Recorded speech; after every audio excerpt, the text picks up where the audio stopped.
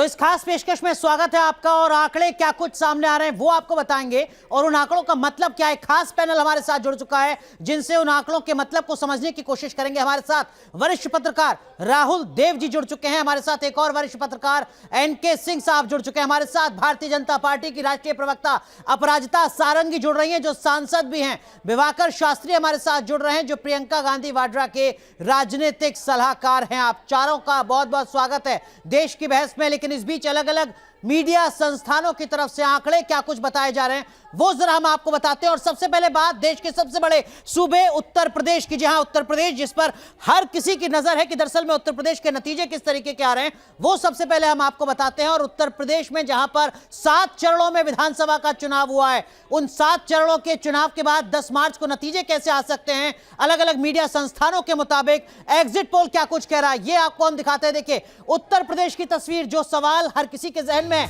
उसका जवाब इस वक्त आपके स्क्रीन पर। इंडिया टुडे एक्सिस पाई के मुताबिक भारतीय जनता पार्टी को 288 से 326 सीटें मिल रही हैं। सबसे ज्यादा सीटें इंडिया टुडे एक्सिस पाई यहां पर भारतीय जनता पार्टी को देता हुआ नजर आ रहा है। रिपब्लिक और पी मार्क का जो एग्जिट पोल है उसके मुताबिक बीजेपी को यूपी में 240 सीट, टाइम्स नाउ वीटो के मुताबिक 225 सीट और जी न्यूज डिजाइन बॉक्स के एग्जिट पोल के मुताबिक 223 से 248 सीटें।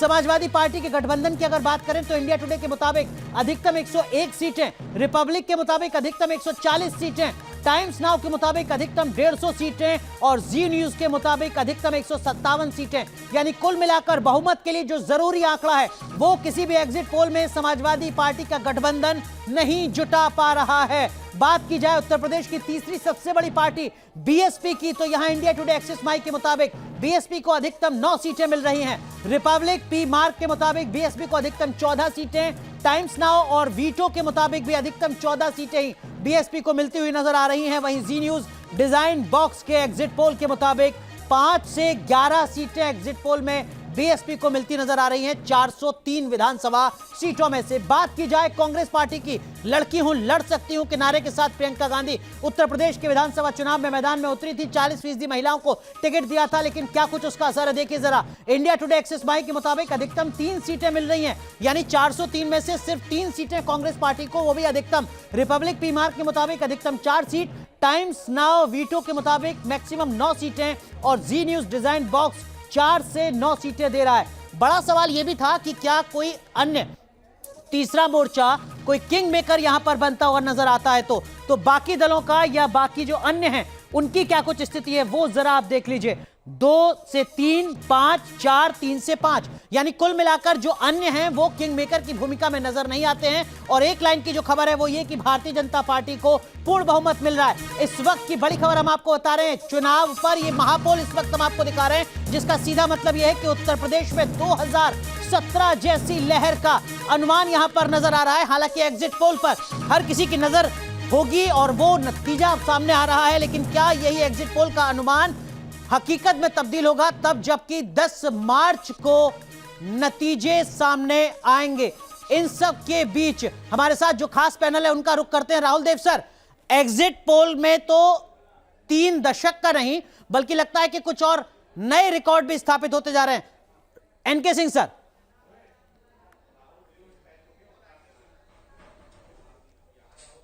N K Singh sir. बिल्कुल सही कहा आपने अनुराग। मैं भी कंफ्यूज्ड हूं, थॉरोली कंफ्यूज। जी शायद राहुल देव जी बोल रहे हैं, पहले वो बोल रहे हैं। नहीं आप बोलिए सर, आप बोलिए। एनके सर बोलिए। देखिए बहुत स्पष्ट बात है कि एक थॉरोली कंफ्यूज सिचुएशन है। बहुत थॉरोली कंफ्यूज सिचुएशन इसलिए है कि एग्जिट पोल वैसे हिंदुस्तान में बहुत वैलिड नहीं है, अक्सर काफी गलत होते हैं। लेकिन इतने सारे लोग अगर लगातार कह रहे हैं कि 223 से 300 तक सीटें आएंगी और इसमें 5 एग्जिट पोल्स हैं, तो मुझे लगता है कि अगर हम मीन ना भी ले, काफी वो गलत हो सकते हैं। तो भी एक बात साफ है कि बीजेपी सत्ता में आ रही है और जबरदस्त तरीके से आ रही है।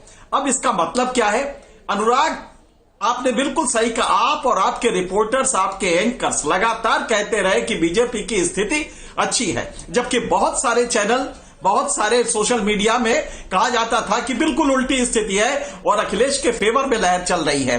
आखिर ये गलती क्यों हुई? समझने में। हमारे ख्याल से हम लोग को यह सोचना पड़ेगा। आप लोग भी शायद यहां तक नहीं पहुंचे थे कि 300 तक हो सकती है या 250 से ऊपर जाएगी, लेकिन हम एक चीज साफ जानते हैं कि अगर ये हुआ है तो मुझे पूरे देश में और शायद दुनिया के प्रजातंत्र में एक ये पहला उदाहरण होगा कि डायरेक्ट डिलीवरी में जो प्रोडक्ट्स दिए जाते हैं गरीबों को वो बेटर करते हैं और वो कास्ट वगैरह से ऊपर करते हैं। एक तो ये 25 साल का इतिहास टूटा है कि सरकार दोबारा रिपीट हो रही है, अगर ये एग्जिट पोल सही है तो, और अगर ये रिपीट हो रही है तो ये भी फैक्ट है कि कास्ट वेरिएबल्स जो होते हैं ये अब मैटर नहीं करते। अगर आप डायरेक्ट डिलीवरी कर रहे हैं जी तो वो मैटर करेगा। 5 किलो अनाज जी, मकान बनवाना, टॉयलेट बनवाना, ये मैटर कर रहा है और मेरे ख्याल से दुनिया के प्रजातंत्र में इसकी एक अपना वजन होगा इसका। ठीक है एनके सर, मैं आऊंगा आपके पास। विभाकर शास्त्री जी, अपराजिता सारंगी को अग्रिम शुभकामनाएं दे रहे हैं आप? किस चीज की? जो एग्जिट पोल के नतीजे 2021 में आप लोगों का सर्वे नहीं 2021 में आप लोगों का सर्वे आ रहा, तब बंगाल में आप बीजेपी की सरकार बनवा रहे थे। 2020 में आपका बिहार के विधानसभा में आप आरजेडी की सरकार बना रहे थे। तो ये तो एग्जिट पोल के आप लोगों के अपने अपने आंकड़े हैं। आप लोग किसकी सरकार बनाते हैं, कैसे सर्वे करते हैं। मैं तो 10 तारीख तक इंतज़ार करूंगा, लेकिन मैं इतना ज़रूर कहना चाहता हूं आपके थ्रू आपके दर्शकों को कि कांग्रेस पार्टी में उत्तर प्रदेश के लिए एक नया नेतृत्व आया है और जिसमें पूरे के पूरे संगठन कार्यकर्ता उनकी तरफ देखते हैं, प्रियंका गांधी की ओर देखते हैं। जिस तरीके से उन्होंने मेहनत करी है, लगातार 200 से ऊपर रैलियां, रोड शो करे हैं। नतीजे कुछ भी हो, लेकिन एक बात जरूर ये तय हो गई है कि प्रियंका जी का नेतृत्व आने वाले समय में महिलाओं को प्रियंका गांधी ने दी अपने इनिशिएटिव के तौर पर। अधिकतम 4 से 5 सीटें सिर्फ मिल रही हैं 403 विधानसभा वाले राज्य में। बिल्कुल दी नहीं अनुराग भाई, फिर मैं आपको बता रहा हूं ये जो फिगर्स हैं ये बिल्कुल गलत हैं। केवल उत्तर प्रदेश के या बाकी राज्यों के भी जो हम दिखाने वाले हैं? जो भी शुरुआत हो, मैंने तो आपको बताया कि ये जो भी आपके आंकड़े हैं, चाहे उत्तर प्रदेश के हों, चाहे पंजाब के हों, चाहे उत्तराखंड के हों, चाहे इन बाकी जो 2 और राज्य हैं वहां के हों, 10 तारीख तक हम सबको इंतजार करना चाहिए। 10 तारीख को जो भी निर्णय जनता लेगी वो आपको हमको ये तो बड़ी संतुलित लाइन है। अपराजिता जी, मैं आपके पास आऊंगा, लेकिन एनके सर, एग्जिट पोल में, ओपिनियन पोल में जो भी पॉलिटिकल पार्टी हार रही होती है उसका लगभग यही जवाब होता है जो यहां पर विभाकर शास्त्री जी का है। इसके अलावा कोई विकल्प भी नहीं बचता। हालांकि हो सकता है उत्तराखंड के एग्जिट पोल पर वो अपनी राय बदल लें। नहीं, इसके बाद अगर रिजल्ट में एग्जिट पोल सही हो गया, नहीं हाँ, अगर एग्जिट पोल में रिजल्ट में सही हो गया और रिजल्ट में भी वही आया जो एग्जिट पोल में आया हो, तो अगला जो होगा वो ये होगा कि साहब ये जो बैलेट वो बॉक्स था ईवीएम, उसमें गड़बड़ी हो गई है। ये दूसरा जवाब होगा अगर ये सही होता है। हाँ, गलत होता है, वो बिल्कुल सही कह रहे हैं कि अक्सर एग्जिट पोल गलत होते हैं। इसके पीछे वजह क्या है? आपने सैंपल साइज इन सारे सर्विस का देख लीजिए। मैंने टोटल 5 का किया तो औसतन करीब 4.5 लाख सैंपल साइज सर्वे है। आपके पास 14 करोड़ वोटर हैं। आप जरा सोचिए, और वो भी कौन से वोटर है? मल्टी वेरिएबल आइडेंटिटी होते हैं जिसमें जाति है, उपजाति है और एक दूसरे से क्लैश करते हैं। ऐसे में भारत में एग्जिट पोल वाकई सफल नहीं हो सकता, ये मेरा मान्यता है। अमेरिका में आप 30,000 और 3600 के सैंपल साइज में कर सकते हैं, लेकिन भारत में ये संभव नहीं है। लेकिन कई ऐसे उदाहरण भी रहे हैं इनके सर जब एग्जिट पोल लगभग आंकड़े के साथ सही साबित हुआ है। 2014 से लेकर अब तक ये चर्चा कई बार हुई है। या वो लहर की वजह से जब डिसर्नेबल होता है और ओवर्टली जनता आके बोलती है कि हम मोदी को वोट दे रहे हैं, तो 2014 होता है। जब आप 1977 में करते हैं तो वो सही हो जाता है क्योंकि लहर दिखाई पड़ता है। 2019 में भी लगभग सही होता है। वेस्ट बंगाल में नहीं हो सकता क्योंकि वेस्ट बंगाल में और खास करके स्टेट असेंबली में ये दिक्कत है कि वहां के जो लोकल लोग हैं वो बगल में प्रधान खड़ा होगा तो वो दूसरा जवाब देंगे और प्रधान हट जाएगा तो दूसरा जवाब देंगे। इसलिए भारत में असेंबली चुनाव में ये एग्जिट पोल जो होते हैं मुझे लगता है कि थोड़ी दिक्कत है। ठीक है अपराजिता सारंगी, अगर ये एग्जिट पोल सही हैं जो अलग अलग मीडिया संस्थान ने दिखाए हैं तो बहुत सारी शुभकामनाएं आपको।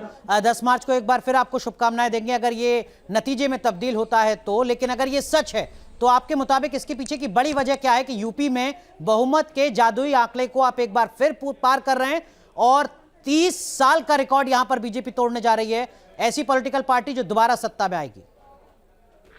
आप सबको मेरा नमस्कार। गुजारिश करूंगी कि भारतीय जनता पार्टी के प्रत्येक कार्यकर्ता को आप सब 10 मार्च को ही शुभकामना दें। अभी एग्जिट पोल है, ट्रेलर है, फिल्म बाकी है, लेकिन निश्चित तौर पर मैं कहूंगी ट्रेलर बहुत ही अच्छा है। कहना चाहूंगी कि हम 300 पार करेंगे, प्रचंड बहुमत से हम अपनी सरकार दूसरी बार बनाएंगे। और जैसा कि आपने कहा 25 सालों के बाद ऐसा होगा कि उत्तर प्रदेश में दूसरी बार वही सरकार आई, उसी राजनीतिक दल की सरकार आई।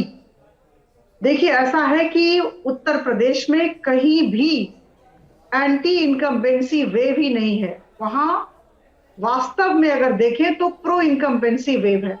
ठीक है। और क्यों ना हो, हम लोगों ने गरीब कल्याण की नीति को अपनाया, हम लोगों ने अंत्योदय की बात कही, हम लोग विकास के मुद्दों को लेकर चलते आ रहे हैं।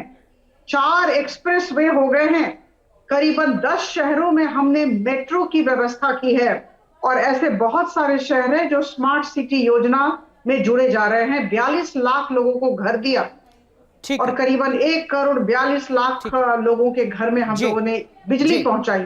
तो बहुत सारे काम हुए हैं।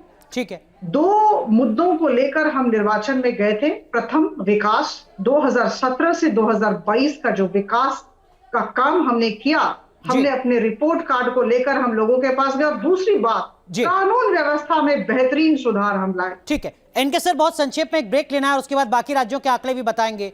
जो एग्जिट पोल के आंकड़े हैं वो ये बता रहे हैं कि किसानों का मुद्दा बेमानी रहा विधानसभा के चुनाव में। वो ये बता रहे हैं कि जो वेलफेयर स्कीम है जिसका जिक्र आपने किया उसका सबसे ज्यादा असर हुआ। वो आंकड़े ये बता रहे हैं कि जो महिला वोटर हैं उन्होंने एक अहम भूमिका निभाई है भारतीय जनता पार्टी को इस जादुई आंकड़े तक पहुंचाने के लिए। इसके मुकाबले बेरोजगारी का जो मुद्दा था उसका बहुत ज्यादा असर नहीं दिखा। N K sir.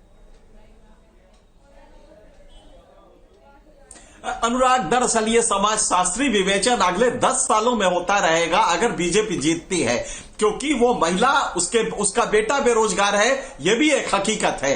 लेकिन वो महिला 35 किलो अनाज 2 रुपए किलो खरीद के और मजबूत होती है, 2000 रुपए उसको किसान के रूप में मिलते हैं, यह भी एक फैक्ट है। तो देखना यह होगा कि वो महंगाई दाल खरीदने जाती है तो महंगा मिलता है, यह भी एक फैक्ट है। तो अगर इसके बावजूद वो मोदी जी को और योगी जी को वोट दे रही है तो मुझे लगता है ये समाजशास्त्री विवेचन और एक बड़ा विवेचन अगले 10 साल होता रहेगा कि यूपी में दोबारा बीजेपी सरकार, जबकि बेरोजगारी जबरदस्त है, इसमें कोई दो राय नहीं, महंगाई जबरदस्त है, इसमें भी कोई दो राय नहीं है, और अब राजनीति भी से राजी होंगी क्योंकि ये शुद्ध आंकड़ों पे है।